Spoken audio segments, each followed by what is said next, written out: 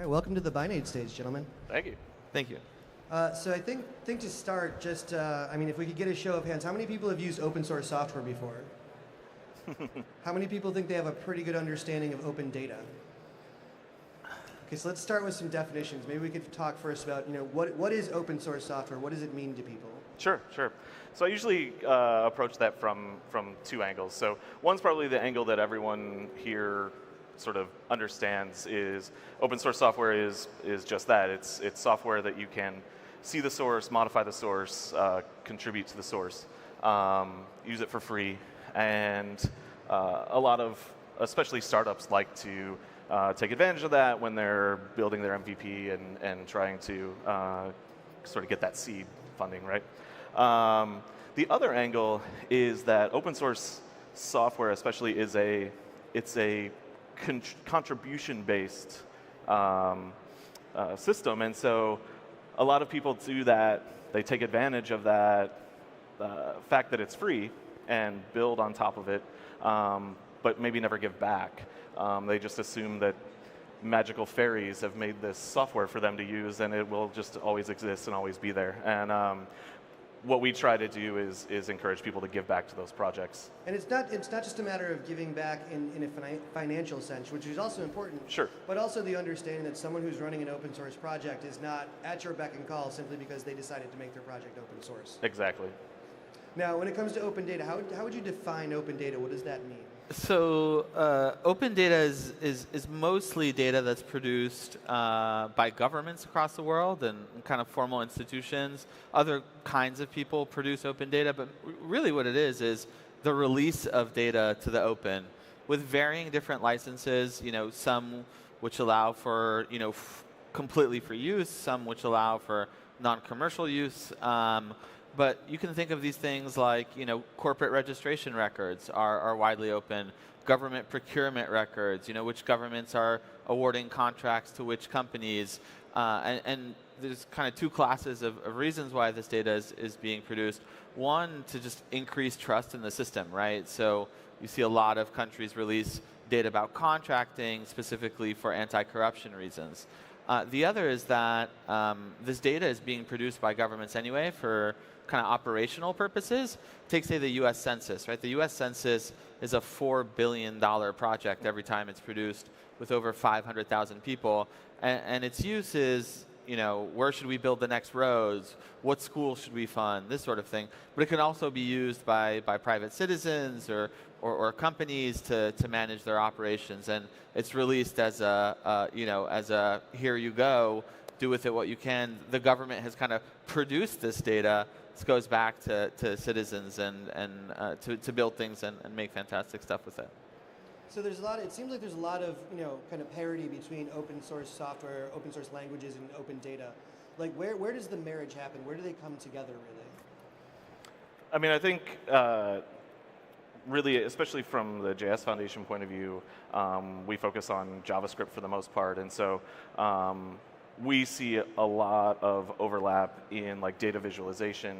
There's a lot of really great open source tools out there like D3.js that help developers visualize that data and make it more useful for people rather than just giving people this set of numbers like with census data saying, here's this crazy number, we should do something, when you can actually visualize that, say on a map of a country to show hotspots of growth in different areas. That's kind of where we see a lot of tooling being built to help visualize that data. Yeah, I have a weird analogy for it. It's open source software is kind of the verb if open data is the noun. So it's the thing, but then you got to do something to it, right? It's even to collect the data, we're using open source software. To analyze the data, we're using open source software. To visualize the data, we're using open source software. So open data, really what it is a set of facts about the world, a set of truths. And we all know how useful truth and ideas are if you don't put it to work. So I think the two communities definitely overlap a lot. If you look at the civic hacker community, folks building software based on government data. I mean, we put out a project using a bunch of tools and things like D3 around basically helping cities predict where landlords had not installed fire alarms. And a lot of governments, a lot of municipalities in the United States use these tools to help firemen predict where to go and actually distribute fire alarms. But the end product and the deliverable is a map, right? And it's a set of data visualizations. And the entire thing was built with open source software, and it compelled us to open source even the algorithms behind it and the data that we had collected behind it. So there's a big marriage in the community, and I think that's definitely something that open data has kind of learned from the open source community. Yeah, it seems to me that one of the key factors here is kind of the idea that data, there's a fine line between data and information. So you're giving the open data, it's in a raw form, we're talking about census data, we'll just keep going with that analogy. You're given a bunch of numbers with a bunch of map locations, this is where the people are. But to turn that information, you kind of leverage the open source software to bring that into a way that people can understand and take action on, which is interesting. But then there's also, that's the kind of the knowing what I know. What is the learning what I don't know that I need to know? Kind of unknowns that I need to know about kind of question. I think you mentioned it. You had a good analogy. There's a fine line between data and information. I think there's an even bigger line in between information and knowledge and things you want to act Absolutely. on, right? So if you think about it this way, people need to interact with data, right? That's why we need interfaces. JavaScript, lingua franca of interfaces.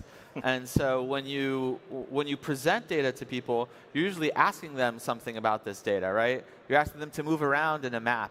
You're asking them to click on different charts and look at different things. And yes, the advent of AI is coming, but really, we still interact with the computer, right? We still interact with interfaces. It's extremely important for control mechanisms. So for me, the kind of question on what to ask about the world, the first thing that you need to do is kind of present the world to people and engage them in asking questions. If I'm dumping you, CSV files on a FTP server, that's way less interesting of an experience than if I'm empowering you with a search interface that you can hop from one data object to another and immediately see in real time what other places I should be going to, and present the information in such a way that's fluid so that I could copy it from a web page straight into Excel, right? These are the things that we use open source software for, is to make this process of working with the data a bit more fluid and alive.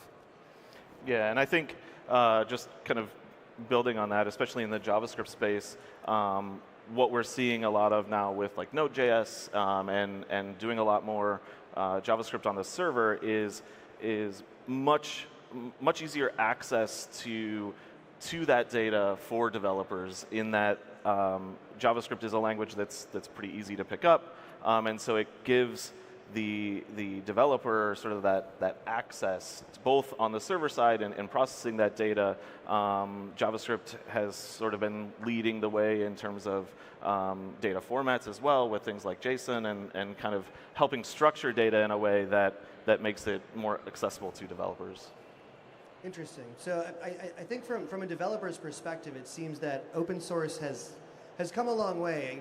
It used to just kind of be lack of a better term, a neckbeardy, basement dweller, cats in the cradle kind of thing. But it kind of has a better reputation now than it did. Did you see with open data? Is that so much of an issue? Is there a resistance to the level of transparency? I'll take that question in 1 second, but I just want to double down on your comment. I think open source software runs the world, right? I think we've moved past, it's gotten a good reputation, to neckbeardy, to holy crap, this is one of the fundamental elements of society and how we reproduce things digitally, right? But not to the point of the year of the Linux desktop just yet. Yes, not to the point of Linux desktop just yet.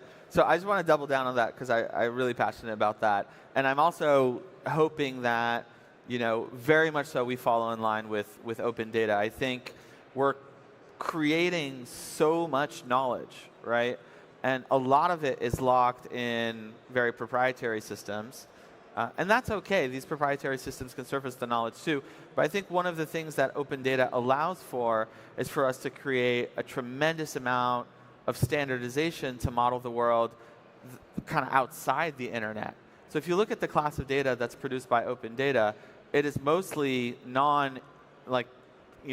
internet native. I call it the world of bits and the world of atoms. So take, say, the data that you get from a Google or a Facebook. These are people interacting on the internet, creating these data streams. Open data is, liens. It's cargo container ships. What's inside the contents of those. It's data that really doesn't have a strong metadata backbone and doesn't talk to itself easily. And so that's the big challenge for open data. It's making it as easily to mash up, as easy to link together. I think once we do that, we'll see it have a place that's hopefully as prominent as open source is.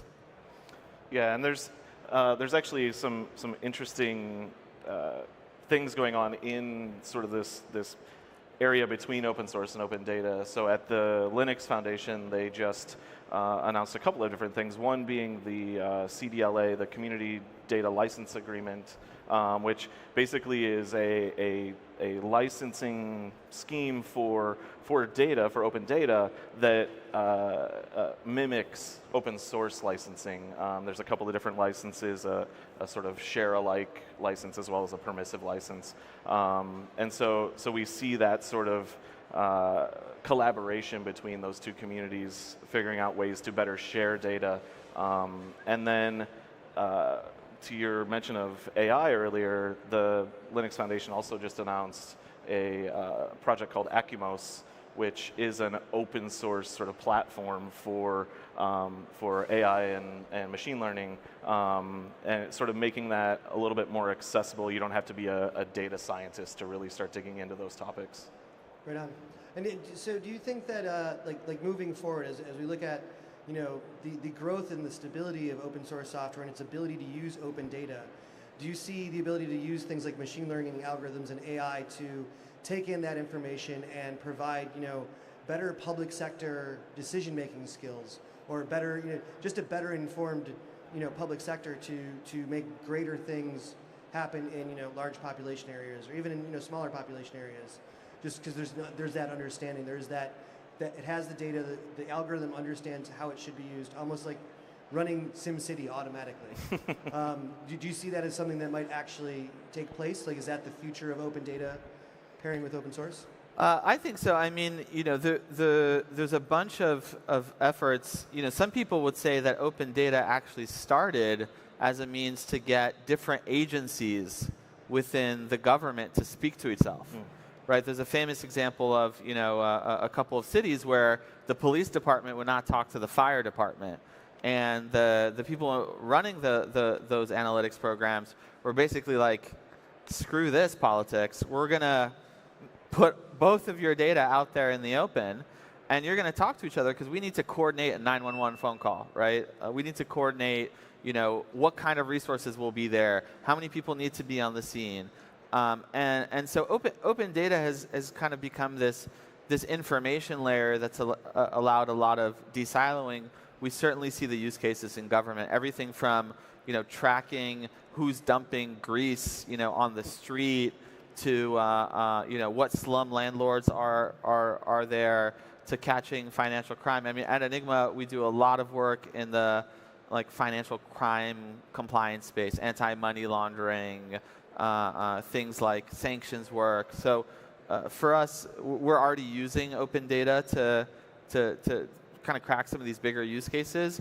The government good pension, I think, also is a matter of community, right? You see this in the open software community too. The people who are very active in the open source software community that contribute back, tend to find, I don't know how they do this, tend to find the time to contribute to projects that make the world a better place. I think it's just that attitude of being generous that comes together through both of these communities, and that's certainly why we like being part of it.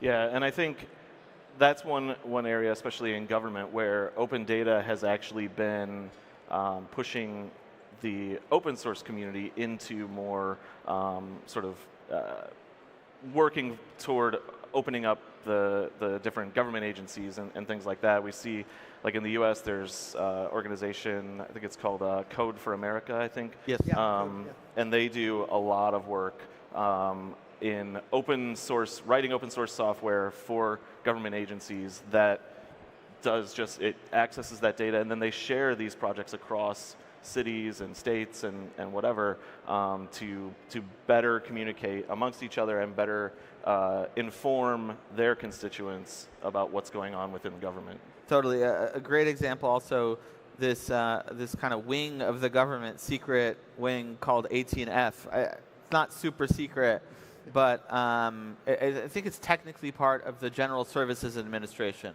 And they are the SWAT team that went to fix the Obamacare website after the big boy contractors wasted a couple $100 million doing it with proprietary tools. Right. And they went in with open source software and kind of fixed it all up.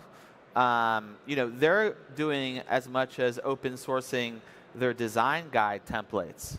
Right? So we're not just talking about their data anymore. We're not just talking about the underlying software. We're talking about here's my branding guideline and the typography that I use and how I created it, right? It's a whole attitude.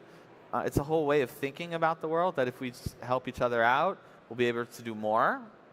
I think that's the fundamentals. Yeah. We've talked a lot about the public sector, but I think there's kind of an interesting adherence where there's kind of a resistance to openness in the private sector. Like we talked about how open source software is about collaboration and effort, and so many startups use open source software, use JavaScript to build their front end designs and build their native React apps for mobile, and at the same time don't really ever give back any of that information. And I'm sure that at some point the private sector has to take advantage of open data and saying, oh look, we see this is a great population center. Perhaps this is where the new Amazon facility is going to be built in Indiana, whatever. How do we try to convince organizations that have valuable data that other people can take advantage of and use in a positive way? How do we get them to open their data? Kind of the private sector opening their data and allowing people to take a look and use it. So one of the things is just general accountability. So Nike, for instance, opened up a list of all of its factories and where they produce and how many women versus men, and that came about basically because the public lost trust in Nike, right? In its manufacturing practices. Apple basically has one of the best open data sets as to the energy uses of their product. I was fascinated to learn that more than 2/3 of the electricity, used in an iPhone's life cycle is when it's manufactured. So I have my phone, I charge it every day for I don't know how many years, but that barely counts in the life cycle of an iPhone's usage. So I think one of the reasons companies will look to share their data is basically to gain trust in in consumers and how they're making things and kind of backing the words they have on a page with some data. And then the other one is basically monetizing their data. So you find folks that are looking, say, hey, I'm collecting all of this data. I use it for reason A. You could use it for reason B. And we see that all over. Mint.com is a perfect example of people basically using an app to manage their personal finances with that data being sold on the back end to people doing market analysis. And I think it's interesting because we're talking about, what we're really talking about is aggregated data. And I think that sometimes when people hear the word open and they approach the word data, they're thinking, oh good Lord, all my private information is going out there. But no, you're talking about really raw numbers, not, Hicham lives in this place and this is what he does and this is how much he makes. And no, you're talking about, there are several people that live in this region. And so I think in a way it was similar to open source, not necessarily in the beginning, but even a few years ago where people looked at it and said, well, open means free and free can't be good because I'm not paying for it. So there's kind of that fine line between the value of the data, the value of the software, and what you can actually gain from it. It's go ahead. no, go. Well, I was just gonna continue on the open source side, and I think maybe this is somewhere that the data side can learn is that, I mean, for us, a lot of companies are learning that they can open source sort of the underlying bits of what they're building in their product, and that could be useful to other organizations, and they still have their closed pieces that is how they differentiate, how they make their money. Kind of the core business logic versus, you know, their authorization pieces. Right, but then what they find when they open it up and open up those other pieces is that other organizations start using it and start contributing it and actually make it better, which improves their product, and they make more money. So. Right. Yeah, I totally concur with that. Focus on what you're good at, right? Exactly. And you know, we see this. You know, the whole data stack got open sourced. You know, from Hadoop to Spark to. But to come back to your point, you know, I think it's actually one of the misnomers about open data is that's like high level statistics. Open data actually has a tremendous amount of PII. You can look me up. You can look up anyone who, well, I don't own an apartment in New York City because that's quite expensive, but anyone who does, you can look them up. In fact, recently New York City enacted some laws to make it more difficult to hide the apartment ownership through shell corporations. Specifically, the people were doing this specifically because it's very public information as to who owns this apartment and where. You know, in the Nordic countries, everyone's salary is a matter of public information. You know how much your neighbor makes, right? In the state of Texas, which is probably one of the most open states when it comes to data, any restaurant has to publish its liquor license sales week by week. Yep. So you could say that Chili's makes, you know, X amount of dollars in beer, and you know that's where I'm going to go if I want to have a fun time, or other use cases in the insurance space. But I think it's, you know, many of the questions that open source kind of answered ethically and philosophically are not there yet in open data. Okay. And I do think we need to look to you guys to answer them because you've done a heck of a good job doing it. Yeah. So is that kind of, you know, what is, I think, because we need to wrap up here, what is the future of both open source and open data? Let's, as a kind of closing remark, like where are we looking towards? Are we going to move to a space where that's the way things will be, everything will be shared in a kind of common way, or is there always going to kind of be that proprietary enterprise as far as, like, you know, software and data is concerned? Yeah, I mean, I think from the software side, there's definitely, like I said before, I mean, I think we've found a pretty good balance right now with focusing on what you're good at, right, and opening up some of the base pieces, but there's still going to be that proprietary piece. There has to be that differentiating thing that you do that makes your business successful. So I think we have a pretty good balance now. I think it could be more open, but yeah. We certainly believe in that. I mean, we put out a product to the public that anyone can go check out our data, download it, play with it. You know, you don't even need to sign up to be there, specifically because, you know, what we do as a business is we take all of this data and actually analyze it and put it into workflows where decisions are being made. Very much so the focus on where you're good at, let the community rally around, you know, data. Even though we aggregate it, we get a tremendous amount of feedback from the community as to its quality or how it's used. And so the focus of what you're good at, you know, infrastructure for everyone, one layer at a time, I think makes us better, and looking forward to that. For sure. Awesome. Well, hopefully that's the future we're going to move towards. I want to thank Kris, Hicham, for being on stage with us, and thank you so much. Thank you.